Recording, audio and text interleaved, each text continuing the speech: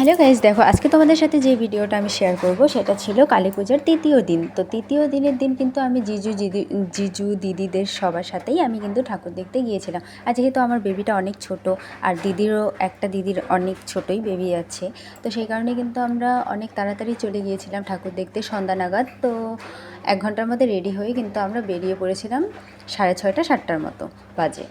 তারপরে আমরা চলে এসেছিলাম 10টার মতো বাজে তখন। তারপরে দেখো কিছুটা ভিডিও করে আমরা ছবি টবি তুলেই কিন্তু চলে এসেছিলাম। আর যেটা ভয়ানক একদম, সেটা তো দেখতে গিয়েছিলাম ময়নাগুড়িতে।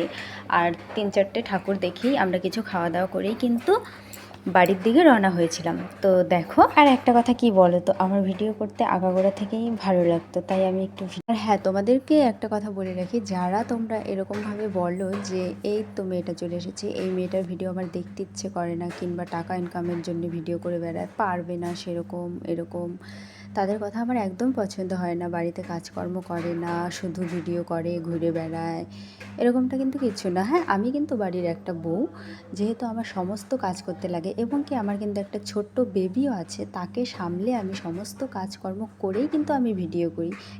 কেননা আমার সেটা ভালো লাগে তাই। আর কে বললো আমাকে কি, সেটাতে আমার কোনো যায় আসে না, ঠিক আছে।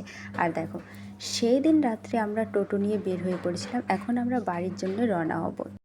টাটা।